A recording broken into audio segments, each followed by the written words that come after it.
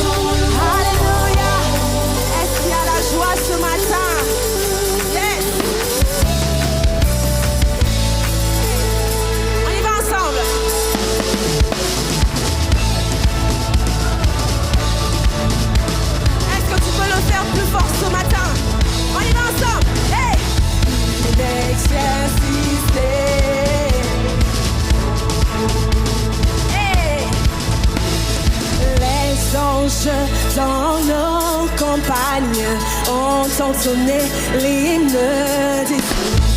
Et l'écho de nos montagnes redit ses chants mélodieux. Est-ce qu'on peut le faire ensemble? Gloria, Gloria.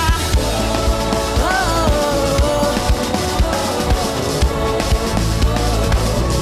Gloria in excelsis Deo. Berger.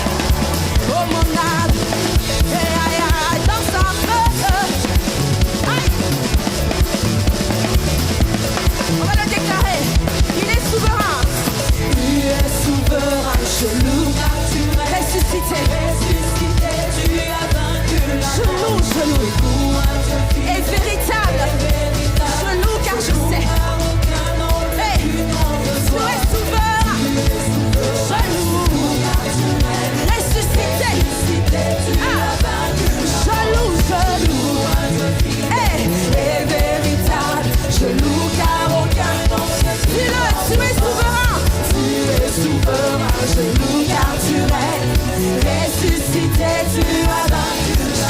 Je loue, hey. Moi je loue, car un nom n'est plus grand que toi. Loue-le, oh mon âme, moi je viens louer, je viens te louer. Oh mon âme, je ne me tairai point. Hey, hey, hey. Oui, comment je ne me tairai point. Hey, hey, hey. Oui, comment ah, nous le Seigneur. Oh mon âme. Ah, on y va, on y va. Hey, que tout ce qui a du sous, nous le Seigneur, nous le Seigneur. Que tout ce qui a du sous, nous le Seigneur, nous le Seigneur. Ah, que tout ce qui a du sous, nous le Seigneur, ah, nous le Seigneur. Que tout ce qui a du sous, nous le Seigneur, nous le Seigneur. Alléluia. Est-ce que tu peux acclamer le Seigneur ce matin? Alléluia.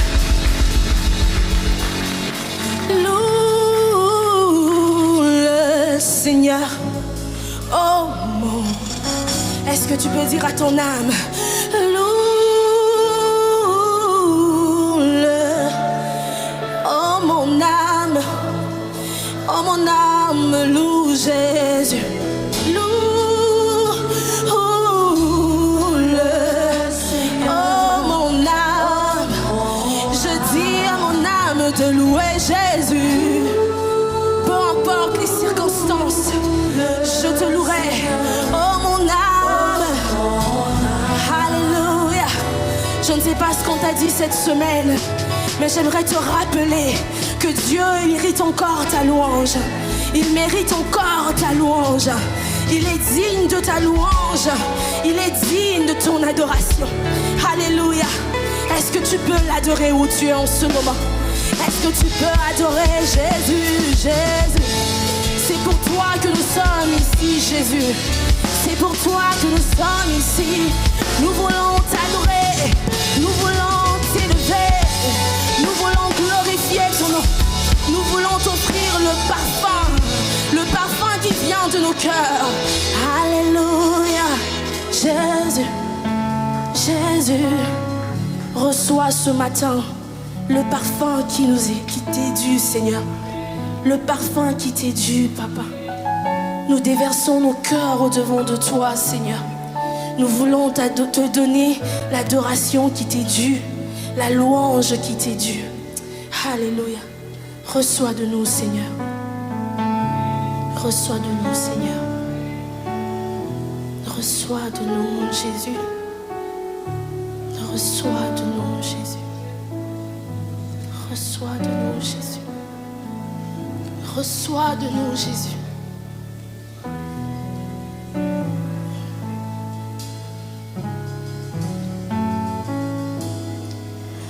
Reçois de moi le parfum qui t'est dû, la beauté de ton nom. Oh, mon âme est perdue. Je veux n'être qu'à toi. Jésus, je t'aime. Jésus, je t'aime. Reçois du peu que je trouve. Reçois du peu que je trouve à donner. Tout l'amour que mes yeux n'ont pas su. Je veux n'être qu'à toi. Je veux n'être qu'à toi, Jésus. Jésus, je t'aime. On va le dire encore. Reçois de moi le parfum. Reçois de moi le parfum qui t'est dû. La beauté de ton nom. Oh mon âme, je veux n'être qu'à toi, Jésus. Jésus, je t'aime. Dans le silence ce matin, reçois du peu que je trouve. Reçois du peu que je trouve. Tout l'amour que mes yeux, Jésus,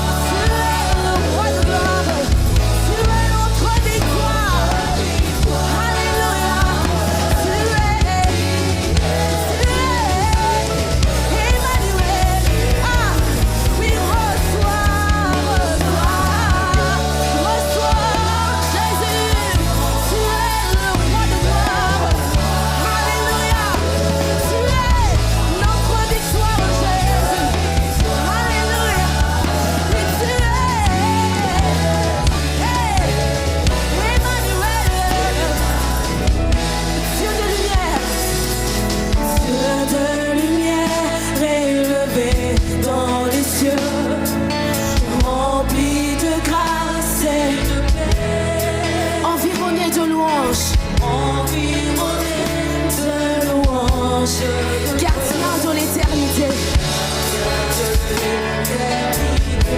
Pourquoi quitter ce palais? Pourquoi quitter ce palais pour un sentier de misère? Pour un sentier de misère. Par quel amour? Par quel amour le chemin que ton cœur se trouvait? Nos prières, reçois, reçois, reçois, reçois. Tu es le roi de gloire. Tu es le roi de gloire. Hey, tu es notre victoire. Jésus, oui tu es digne. Emmanuel, oui reçois, reçois. Hey, tu es le roi de gloire. Tu es le roi de gloire. Tu es la victoire de quelqu'un ce matin. Alléluia. Oui, tu es Emmanuel, Emmanuel, Emmanuel, Emmanuel,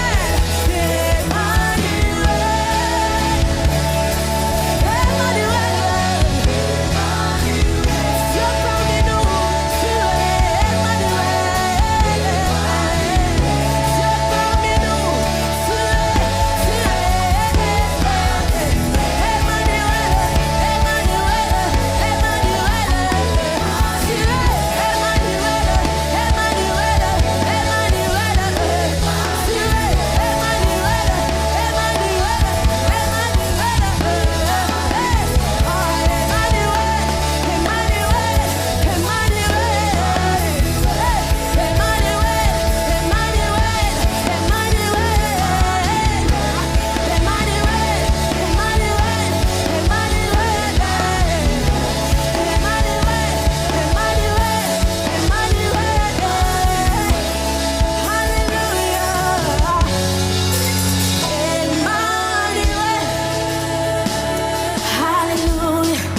Dieu parmi nous, Dieu parmi nous, Dieu parmi nous, Dieu parmi nous.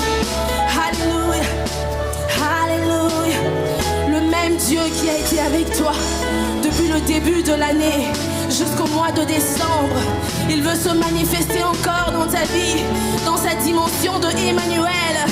Dieu qui marche avec les hommes, Dieu qui est avec toi dans ta famille, dans tes business, dans la vie de tes enfants. Emmanuel, Emmanuel est là, Emmanuel est là, Emmanuel est là, Emmanuel est là, Emmanuel est là, Emmanuel est là, Emmanuel est là, il est là, il est là, il est là, il est là, il est là, il est là, il est là, il est là.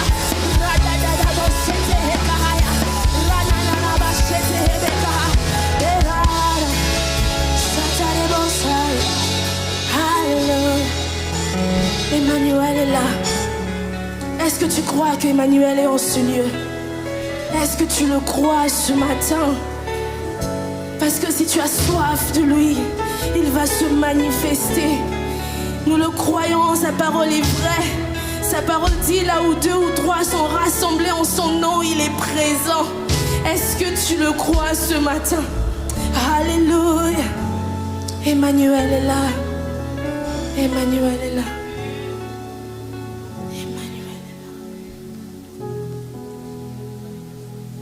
Emmanuel est là, ici, présent, avec moi.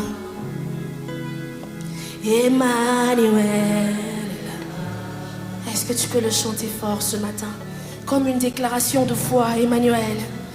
Emmanuel est là, ici, présent, avec Emmanuel, Emmanuel. Emmanuel est là, il est là avec toi, déclare-le, Emma. Emmanuel est là, ici, il est là, il est là avec toi. Je ne sais pas ce qu'on t'a dit cette semaine, je peux te rassurer qu'Emmanuel est là. Il est là.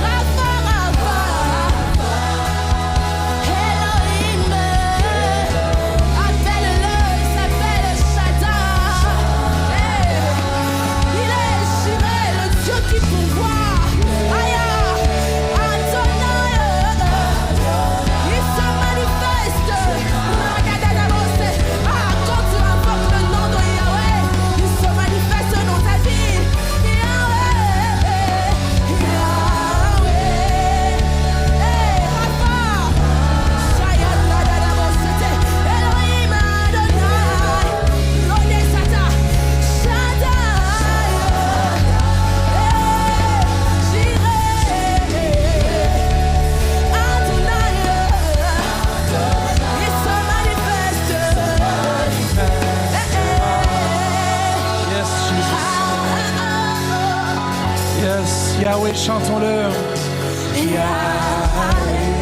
Comment chantez-le tout votre cœur ce matin. Oh yeah. Elohim,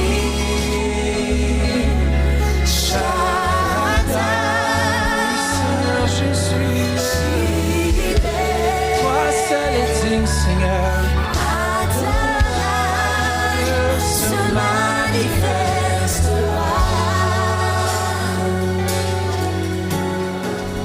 Emmanuel, Emmanuel est là, ici, présent avec moi. Emmanuel est là. Comment on l'est ici dans ce lieu ce matin? Emmanuel est là, ici, présent avec moi. Emmanuel est là. Comment on est là dans ce lieu? Ferme tes yeux, fais juste commencer à l'adorer lui seul. Emmanuel est là. Oui, nous t'adorons, Seigneur. Toi seul est digne, Jésus. Oh, alléluia, Seigneur. Comment on élève ta voix, chante-lui, Emmanuel. Emmanuel est là. Dans ce lieu, Seigneur, tu es présent. Tu te manifestes. Oh, oh, oh. Oui, Seigneur Jésus. Prends quelques instants juste pour méditer sur qui il est. Oh, merci, Père. Tu es tellement merveilleux, Seigneur Jésus. Merci, Papa, d'avoir envoyé ton Fils Jésus comme cadeau, Seigneur Jésus. Afin que quiconque croit dans ce cadeau, Seigneur, dans ce beau nom de Jésus, puisse recevoir la vie éternelle. Merci, Père. Merci pour ce cadeau. Commence à remercier Dieu le Père pour avoir envoyé son Fils. Comment c'est tout un sacrifice, tout un don. Aujourd'hui, si on le reçoit, merci, Père. Merci d'avoir envoyé Jésus. Merci, Papa. Merci, Seigneur Jésus. Oh, merci d'être venu ici sur terre. Oh, merci, Père. Oh, chacun. Comment on élève ta voix. Remercie. Remercie-le. Oui, on veut donner toute la gloire, toute l'honneur, Seigneur Jésus. Oh, merci, Jésus. Merci, Papa. Oh, Emmanuel est là, ici, présent avec moi. Emmanuel est là. Oui, il est là ce matin. Il se manifeste. Emmanuel est là, ici, présent avec moi. Emmanuel est là. Oh, merci Jésus. Alléluia. Merci Seigneur Jésus, tu es dans ce lieu.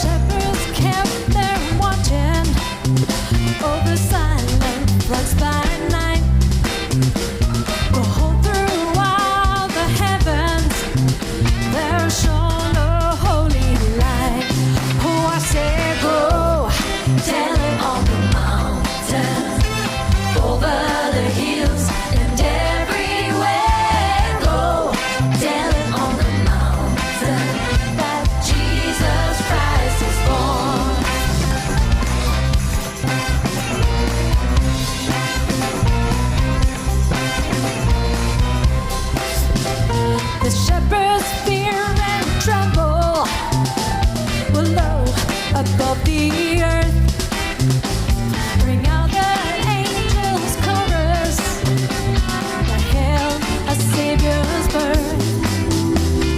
Down in a lonely manger, a humble Christ was born.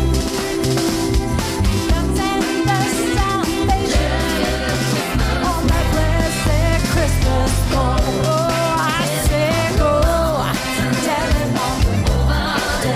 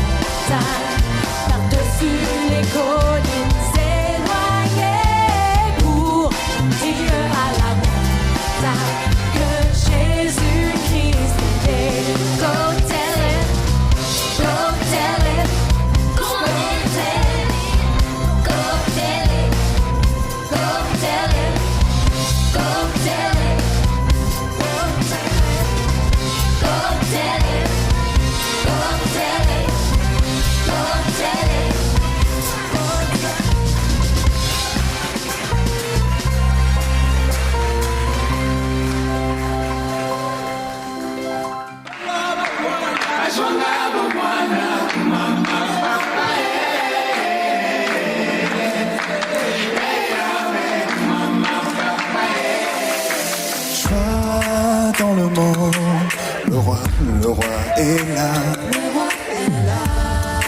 La terre accueille son roi. Joie dans le monde, le roi est là. La terre accueille son roi. La terre et le ciel, la terre et le ciel chantent. La terre et le ciel nous chanterons. Oh, oh, oh, oh. La joie indomptable, alors faisons de Noël un moment précieux. Célébrons la vie qui vient, car l'amour est là pour nous. Les cloches résonnent et les enfants chantent et chanteront. Joy can you feel it now? I know it, l'amour est né. Et nous chanterons. Oh, oh, oh, oh. Et nous chanterons. Oh, oh, oh. Il règne sur le monde avec vérité, avec grâce, fait connaître au peuple.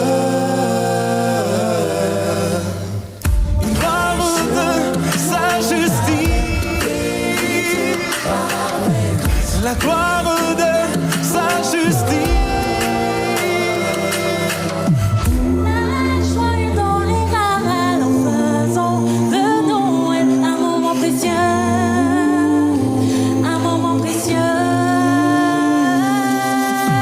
La joie dans les râles en faisant de Noël un moment précieux. Célébrons la vie qui vient, car l'amour est là pour nous. Les cloches résonnent et les enfants chantent et chanteront. Oh, oh, oh. The joy can you feel it now? I know it, l'amour est né. Et nous chanterons. Oh, oh, oh, oh. Et nous chanterons. Oh, oh, oh.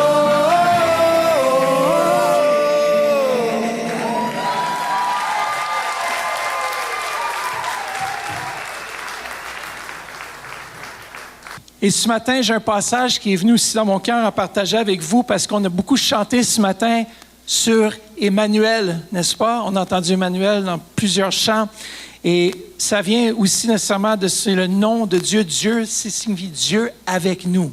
Emmanuel, Dieu est là, même aujourd'hui, même s'il est né il y a 2000 ans, il est encore ici avec nous aujourd'hui par son Saint-Esprit.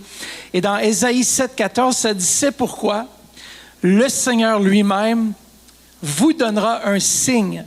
Voici la jeune fille deviendra enceinte. Elle enfantera un fils. C'est quoi? Elle lui donnera le nom d'Emmanuel. Emmanuel qui veut dire Dieu avec nous. Et ce matin, ce qui me réconforte et ce qui devrait vous réconforter, c'est que Dieu est ici avec nous. On n'est pas seul, vous n'êtes pas venu voir un homme, vous êtes venu entendre à propos de quelqu'un qui est fantastique et son nom c'est Emmanuel. Et Emmanuel, il est là avec nous ce matin. Vous savez, lorsque je pensais à tout ça, puis je pensais au fait que Christ est né dans une belle place. J'ai marché où Jésus a marché. C'était vraiment fantastique parce que même je suis allé, on a vu une synagogue et tout qui ressemblait, c'était une qui était là 50 ans avant Jésus-Christ, qui est demeuré jusqu'à 100 d'années après. Je me dis, wow, Jésus a sûrement prêché ici, ou définitivement les disciples ou quelqu'un, mais c'était magnifique de voir ça. Et lorsqu'on regarde la parole de Dieu, lorsqu'on regarde l'Ancien Testament et toutes les prophéties qui ont été accomplies dans la vie d'un homme, ça éblouit vraiment, c'est incroyable. Il y a environ 300 prophéties qui se réfèrent au Messie dans l'Ancien Testament. Et des chercheurs tels que Peter Stoner, dans son livre Science Speaks, a estimé que la chance que seulement 8 de ces 300 prophéties puissent s'accomplir dans la vie d'un homme, c'est 1 sur 100 quadrillions. Vous dites, c'est quoi quadrillion? Je vais rechercher. C'est-à-dire un 1 avec 17 zéros après. Alors, imaginez-vous, ça, c'est pour 8 prophéties seulement. Imaginez-vous pour 300. Alors, on a un Dieu qui est ultimement tout-puissant, qui qui connaît toutes choses. Il connaît vos vies. Il sait pourquoi vous êtes venus ici ce matin. Ce n'est pas un hasard. On sait que peut-être vous êtes venus, quelqu'un vous a invité dans ce lieu. C'est le fun de pouvoir vous avoir ce matin et de vous présenter ce plus beau des cadeaux. Et ce nom est Jésus-Christ de Nazareth. C'est le plus beau des cadeaux qu'on ne peut pas avoir dans nos vies.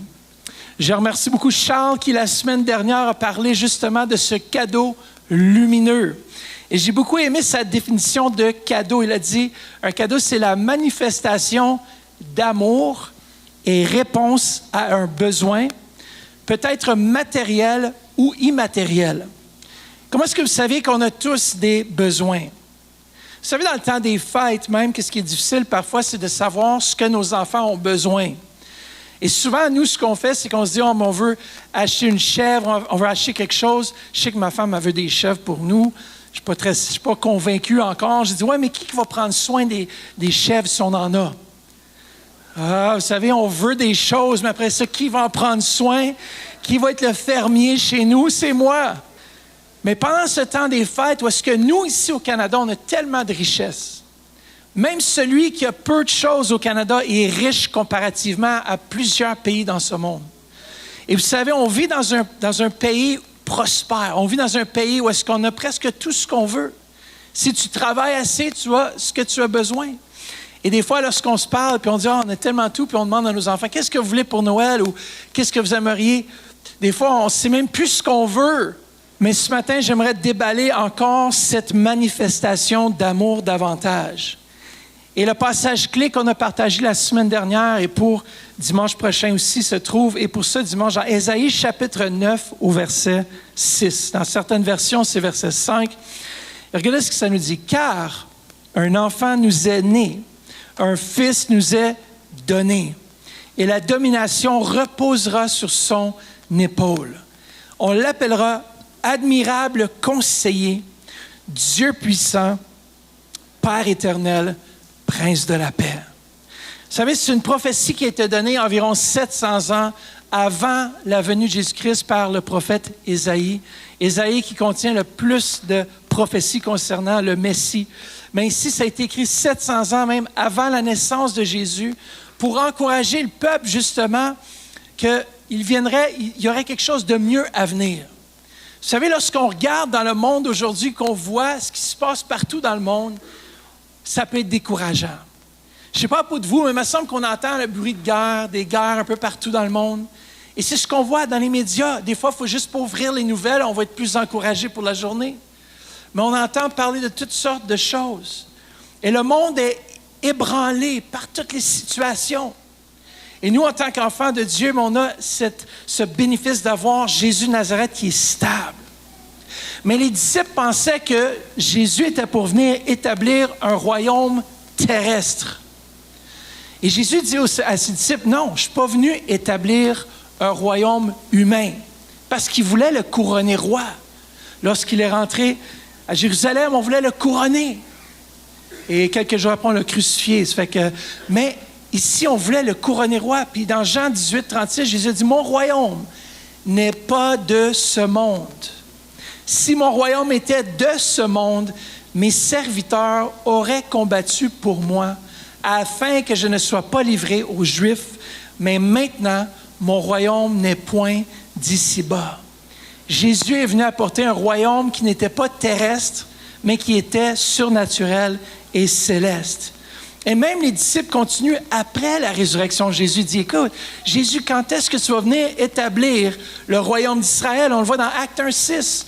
Et Jésus a dit justement, il dit, non, vous n'avez pas encore compris les boys.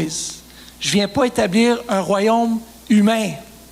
Je ne viens pas établir quelque chose d'humain, mais quelque chose de surnaturel.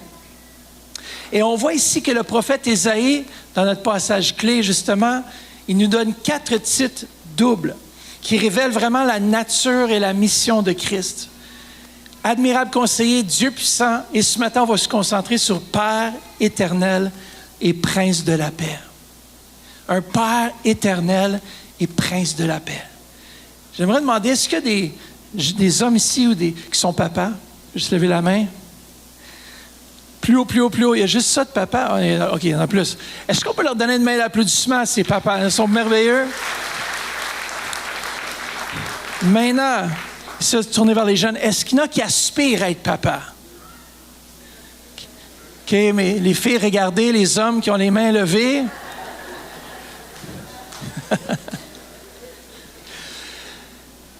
OK, vous pouvez descendre la main. Alors, le premier mot qu'on voit ici, c'est un père. Vous savez, ça prend quelqu'un de spécial pour être un papa.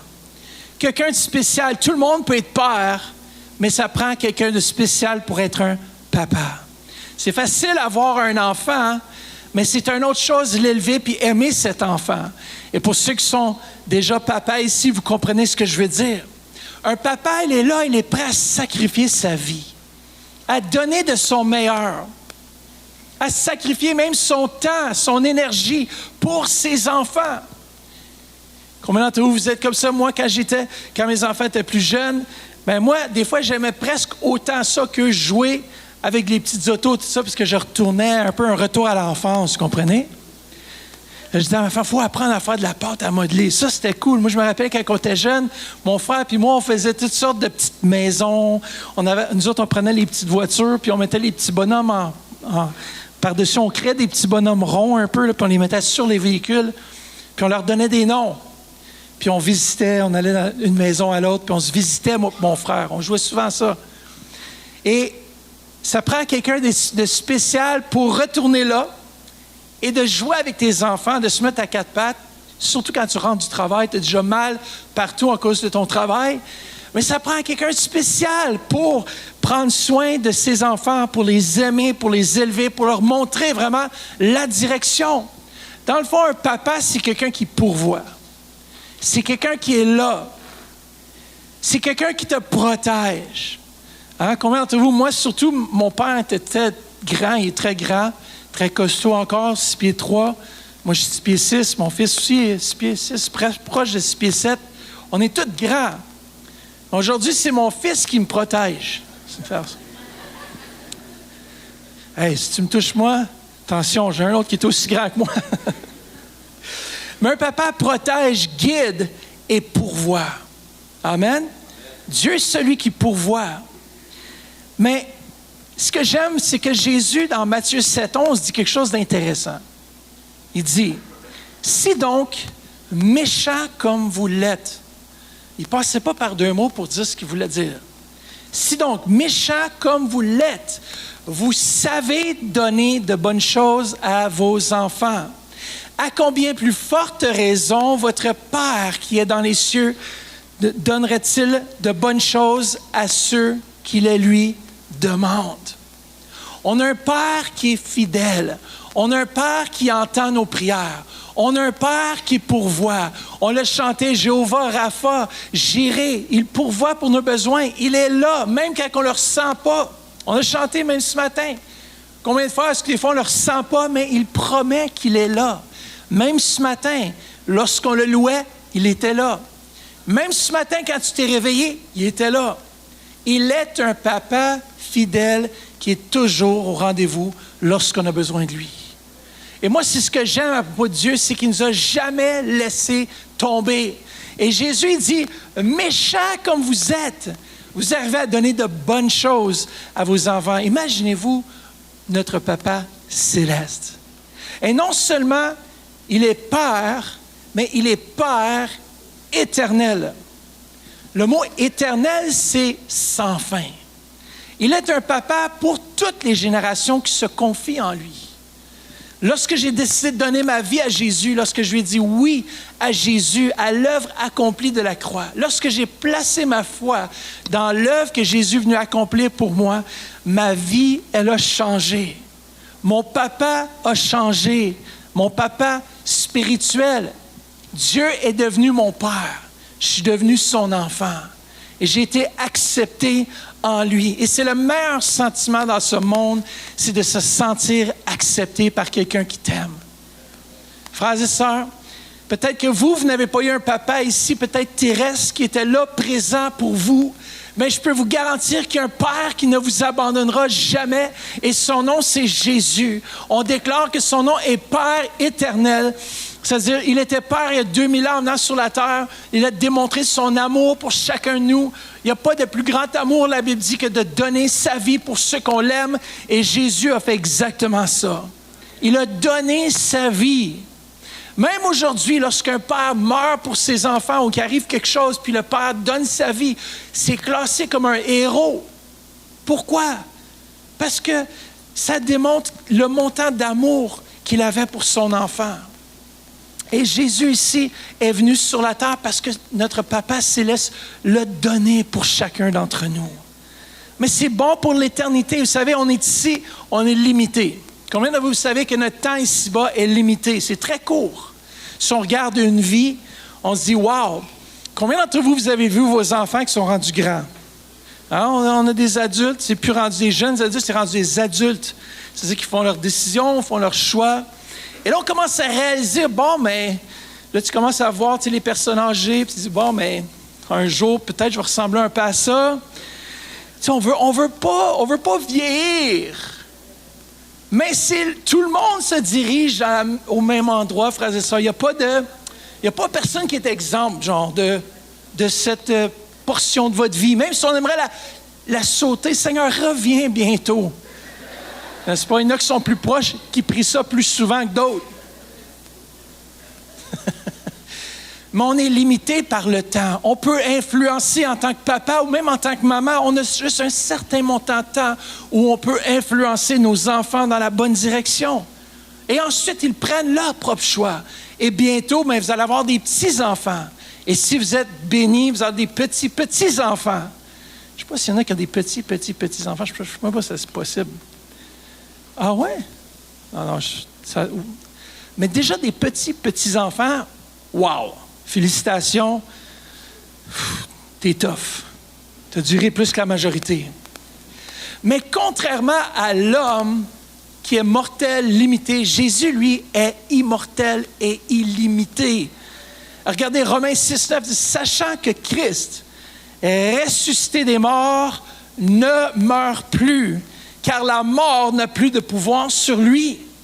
C'est un papa qui a vaincu la mort. Wow! Ça, c'est le seul prophète qui a ressuscité d'entre les morts. Et beaucoup l'ont vu, des témoins oculaires, il y a 2000 ans passés, qui ont vu Jésus de Nazareth marcher à Jérusalem, dans les rues. Et moi, j'ai marché au même endroit que Jésus a marché. Ah, ça, c'était fantastique! Mais de voir qu'il a vaincu la mort, ça veut dire que la mort n'a pas de pouvoir sur lui. Moi, je peux me confier en quelqu'un ça, c'est mon super-héros. Jésus, c'est mon héros. Écoutez bien, il n'y a personne qui est vécu, qui est allé mourir et qui est ressuscité d'entre les morts. Et la bonne nouvelle, Hébreux 13:8 dit que Jésus n'a pas changé. Il est le même hier, aujourd'hui et éternellement. D'ailleurs, Apocalypse 1:8 dit qu'il est quoi? L'alpha et l'oméga. C'est-à-dire qu'il est le début et la fin. Mais lui n'a aucune fin, mais il est le début et la fin de toutes choses. Il était avant que toutes choses existent, puis il est là après que toutes choses vont avoir existé. Wow! Je ne sais pas pour vous, mais ça me parle de stabilité. Vous savez, lorsque je pensais à un Père éternel, il y a un mot qui me venait en tête, c'est stabilité. Ça veut dire ferme. Ça veut dire c'est un rocher, je peux m'appuyer sur ça et c'est solide. D'ailleurs, on le voit justement dans le psaume 18:2. Ça dit, l'Éternel est quoi? Mon rocher, ma forteresse, mon libérateur, mon Dieu, mon rocher où je trouve quoi? Un abri, mon bouclier, la force qui me sauve, ma haute retraite. Je ne parle pas de vous, mais lorsqu'on construit une maison, qu'on construit quelque chose, on cherche toujours à construire sur quelque chose de solide. Ma vie, elle est construite sur le roc qui est Jésus. Ma maison, elle a été construite sur du roc. On le voit, même ici, ils sont en train de construire un bâtiment et c'est vraiment sur le roc qu'ils doivent dynamiter pour éliminer la roche. Mais c'est construit sur le roc. Tout bâtiment, toute structure qui n'est pas bâtie sur le roc pourrait juste s'effondrer. Je me rappelle ici, même Orléans, il y a quelque temps, il y a des maisons qui commençaient à caler un peu. Ils ont dû réparer certaines fondations. Pourquoi? Parce que ce n'était pas fondé sur quelque chose de solide. Mais il y a une personne qui est solide, et ça me fait penser j'ai cherché quelques images. Et puis, la première image que j'aimerais vous montrer qui est bâtie sur quelque chose de solide, c'est l'ermitage du pilier de Kachki, en Géorgie. Regardez ça. Il s'agit d'un petit monastère construit au sommet d'un pilier de calcaire de 40 mètres. Moi, je ne sais pas pour vous, mais j'ai l'impression presque que c'est pas solide. J'ai l'impression que c'est pas solide. Je ne suis pas un ingénieur, mais j'ai l'impression que le bas devrait être plus gros que le haut. Mais ici, c'est l'inverse, mais ça tient. Ça fait des centaines, milliers d'années que ça tient. C'est là, ça n'a pas bougé. Et ici, c'est l'une des habitations les plus extrêmes et isolées jamais construites. Et c'est utilisé pour les moines, pour la solitude et la prière. Alors, imaginez-vous, tu vas aller prier, tu te sens plus près de Dieu, ça c'est sûr. Si ça tombe, tu vas le voir face à face.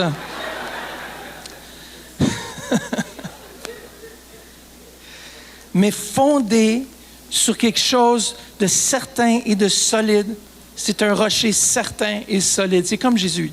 La deuxième photo que je voulais montrer, c'est la Casa de Penedo, maison de pierre au Portugal. Regardez ça, imaginez-vous si au Canada, on construirait des maisons comme ça. Moi, je serais le premier à l'acheter. Pourquoi? Parce que les vents sont venus, les tempêtes sont venues et la maison, elle a résisté. Pourquoi? L'ouragan va même pas... Ça va même pas bouger. Ça va aller... La maison des pierres à feu, qu'il la nomme. J'ai vu des photos à l'intérieur. Vous allez pouvoir en voir en ligne aussi si ça vous intéresse. Mais c'est drôle. Imaginez-vous comme à l'intérieur, les murs ne sont pas tout à fait droites. Bien sûr, c'est tout en roche. Mais c'est drôle. Ils font des pièces. Il faut vraiment, OK, taille plus la pierre. Il faut que je suspende mon cadre. La troisième, c'est les maisons suspendues de Cuenca, en Espagne. Regardez ça. Imaginez-vous que ces maisons médiévales sont construites directement au bord d'une falaise abrupte en Espagne. Suspendues littéralement au-dessus du vide. Il faut que tu fasses confiance à l'architecte. Il faut faire confiance à l'ingénieur qui dit « c'est sécure, bâtissez là-dessus, ça ne va pas tomber ». Mais ça tient depuis des milliers d'années. Pourquoi? Parce que c'est bâti sur le roc. C'est bâti sur quelque chose de certain. Et moi, j'ai décidé dans ma vie de bâtir ma vie sur quelque chose de certain. Parce que dans ce monde, il n'y a rien de certain. Sauf Jésus-Christ de Nazareth. Il est ce rocher sur lequel je peux appuyer toute ma vie.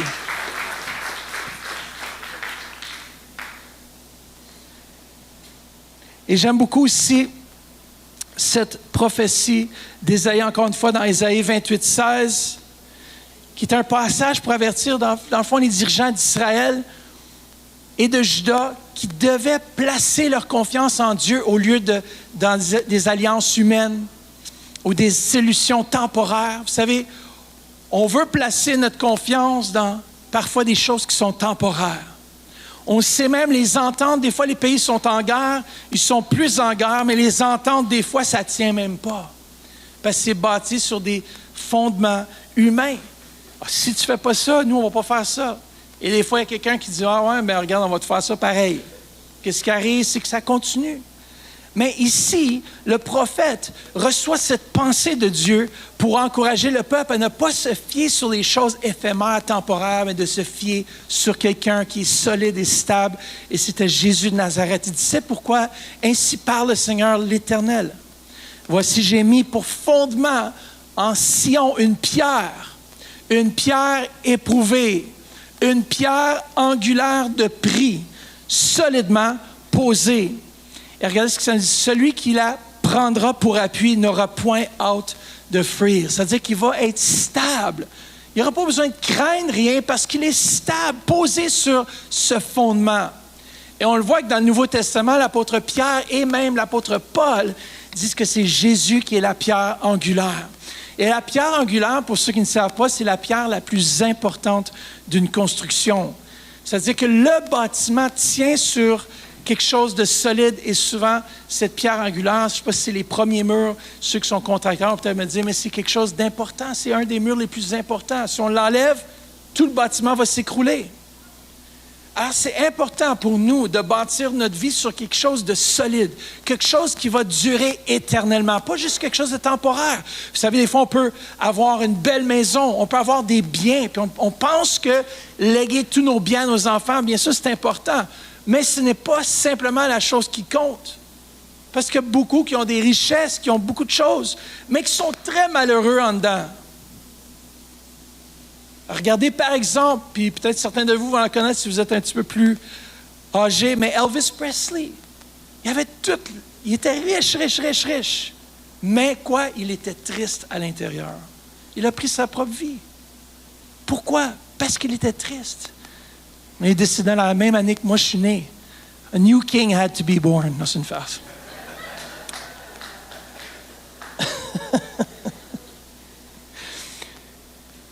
Le deuxième point ce matin, c'est qu'il est le prince. Il est un Père éternel et le prince de la paix. Ça, c'est ma partie du verset favorite. Prince de la paix. Ça dit tout. Il est celui qui apporte la paix dans nos cœurs. Il est celui qui éventuellement va apporter la paix. Il est aussi celui qui apporte la paix dans les situations, le chaos. Vous savez, on vit dans une société qui est vraiment beaucoup plus anxieuse que moi, je me rappelle, en tout cas, peut-être qu'on a commencé à mettre un nom sur les choses, mais je ne sais pas pour vous, mais j'ai l'impression qu'on vit dans un monde que le plus, on est stressé. On est anxieux, il y a beaucoup de choses qui se passent. Les jeunes adultes, même on voit, ils sont anxieux par rapport à leur avenir, qui vont marier, n'est-ce pas? Est-ce qu'ils vont faire le bon choix? Ça, c'est important, par exemple.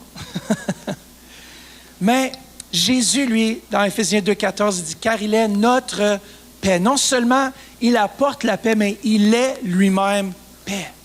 Jésus est la paix. Il est le prince de la paix.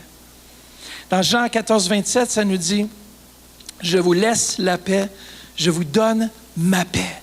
Je ne vous donne pas comme le monde donne, que votre cœur ne se trouble point et ne s'alarme point. » Premièrement, Jésus a établi la paix entre nous et Dieu. Vous savez que c'était impossible de s'approcher de Dieu sans le prince de la paix. Ça aurait été impossible que je puisse avoir une communication ou une relation avec Dieu en dehors du prince de la paix. Jésus est venu établir la paix entre nous et Dieu en mourant à la croix et en prenant le fardeau de nos manquements. On a tous manqué le but, pas à cause que vous êtes pécheurs, mais à cause que vous êtes nés dans ce monde. Dis à quelqu'un, je pense que tu es né ici dans ce monde, en quelque part. Et si tu as dit, je ne sais pas, mais là, tu dis, wow, attends une minute. On est tous nés ici, en quelque part. Et le simple fait d'être nés dans ce monde fait de nous des pécheurs par nature. Parce que nos arrière-grands-parents ont fait des erreurs. Ils ont manqué le but, ils ont péché. Et cette malédiction s'enchaîne de génération en génération. Peut-être tu dis, mais moi je suis une super bonne personne, mais peu importe la malédiction d'Adam et Ève, le péché qui est rentré dans le monde à cause de la désobéissance est venu tomber sur moi. Et peut-être tu peux être la plus bonne des personnes, tu peux donner 50% de ton salaire à toutes les semaines ou 2 semaines, mais ça ne change pas le fait que tu es pécheur. Pas à cause que tu n'es pas une bonne personne, mais à cause que tu es né pécheur. Regardez les enfants, on n'a pas besoin de leur montrer à faire le mal, n'est-ce pas? Les enfants, ça va chicaner, ça va s'arracher les cheveux, ça va se taper. On dit non, tu n'as pas le droit de faire ça, tu ne peux pas faire ça. Ils vont nous mentir. C'est comme né, c'est dans l'ADN des enfants. C'est cette nature de... On doit les corriger, les aimer, leur montrer la voie. Mais Jésus est venu réconcilier entre nous et Dieu ce qui manquait. Dans Romains 5,1, ça dit « Étant donc justifiés ». C'est quoi la justification? On est rendu juste. Ça dit quoi? Par la foi. La foi en quoi? La foi en l'œuvre accomplie de la croix. La foi dans le fait que Christ est venu sur terre, qu'il est mort à la croix, qu'il est ressuscité d'entre les morts, qu'il vit éternellement pour me donner la vie éternelle. Ça, c'est le plus beau des cadeaux que je ne peux pas vous offrir pour Noël, c'est Jésus de Nazareth. Et la Bible dit ici, selon l'apôtre Paul, il dit, si seulement on place notre foi, on est justifié. C'est-à-dire, si je crois dans l'œuvre accomplie de la croix, je le confesse de ma bouche comme mon Seigneur et mon Sauveur, je vais être justifié. Le prince de la paix vient dans mon cœur et me réconcilie avec Dieu. Wow, ça c'est une bonne nouvelle. Moi, j'avais besoin d'une nouvelle comme ça quand j'étais jeune et que je marchais dans les choses du monde. J'avais besoin d'une bonne nouvelle. Que Dieu m'aimait malgré mes défauts, que Dieu m'aimait malgré que j'ai manqué le but. Et que malgré où j'étais dans le monde, il est venu me chercher. Il a touché mon cœur et il a dit, viens Mathieu. Et que j'ai accepté l'œuvre que Jésus-Christ a accomplie à la croix, ma vie a changé. Je me rappellerai le jour où j'ai donné ma vie à Jésus. Le monde est devenu différent. Je regardais avec les mêmes yeux, mais pourtant, il y a quelque chose qui avait changé. Parce que le prince de la paix est venu habiter dans mon cœur par son Saint-Esprit. L'autre type de paix que Christ apporte dans nos vies, c'est la paix intérieure. Oh, qu'on a besoin d'être en paix. Quand, frères et sœurs, Matthieu 11, 28, 29 nous dit quoi? « Venez à moi, vous tous qui êtes quoi? Fatigués et chargés, et je vous donnerai du repos. » Alors, on doit vraiment venir à Jésus et déposer nos fardeaux au pied de la croix. Il dit, Seigneur, peut-être que vous vivez des situations présentement que vous avez de la difficulté à surmonter. Peut-être que vous êtes dans une situation terrible, mais Jésus dit, venez apporter vos fardeaux et je vais vous donner du repos. Je vais vous donner la paix intérieure. Jésus est le seul, moi c'est mon descriptif de Jésus, là. À chaque fois que je suis peut-être tourmenté dans mon cœur, que j'ai des pensées qui ne sont pas saines ou peu importe, je sais que j'ai juste à demander au prince de la paix de venir dans mon cœur. Viens Seigneur, aide-moi à traverser cette situation. Et il est là. Et c'est merveilleux d'avoir un Père éternel, prince de la paix, que je peux faire appel sur lui à tout moment. Peu importe où tu te retrouves dans le monde, si tu as Jésus, tu as une paix intérieure qui dépasse toutes les situations. Une paix qui surpasse toute intelligence, ça nous dit. Même si ça ne fait pas de sens d'être en paix dans cette situation, Christ, en nous, fait en sorte que je suis dans la paix, j'ai un calme intérieur malgré le chaos extérieur. Et frères et sœurs, je prie que chacun d'entre vous, vous puissiez vivre cette dimension de paix que nous avons en Jésus-Christ. Et la dernière paix que Christ va apporter sur la terre, c'est la paix universelle. Aujourd'hui, on regarde partout dans le monde et on voit très peu de paix. On est tellement bénis, frères et sœurs, d'être ici dans un pays en paix. On pourrait être dans un pays qui est en guerre. On ne sait pas c'est quoi d'être dans un pays qui est en guerre, sauf certains d'entre vous, vous avez vécu des moments de guerre. Et c'est terrible. Tu ne sais pas si le lendemain, tu dois être en vie ou pas. Et beaucoup d'entre vous, vous avez vécu c'est quoi? Et on se demande, Seigneur, qu'est-ce qui va arriver? Quand est-ce qu'il va y avoir la paix? Quand est-ce que tu vas intervenir? Et Jésus a dit qu'il va venir un jour apporter une paix et un règne universel. Mais c'est seulement à lui. L'homme peut essayer de créer toutes sortes de pactes, toutes sortes d'alliances, mais la vraie paix, elle est trouvée seulement en Jésus-Christ.